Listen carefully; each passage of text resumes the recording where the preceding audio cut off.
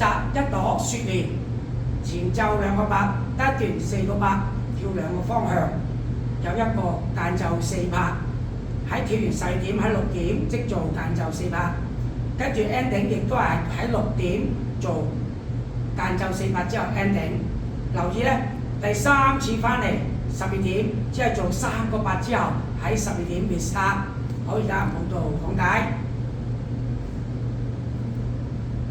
開右腳，前踏後踏，前踏後踏，前踏後拎，後拼前。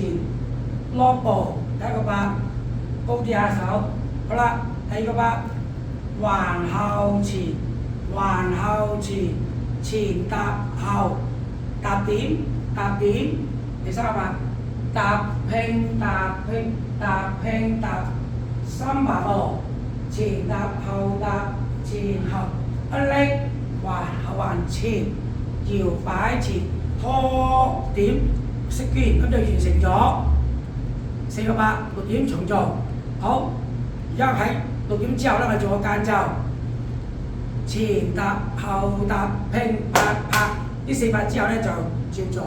好啦，當我哋做到翻到嚟第2次嘅間奏，做埋 ending， 前踏後踏拼拍拍，一 wing 轉打開手，去咗一個花形嘅手，就係 ending。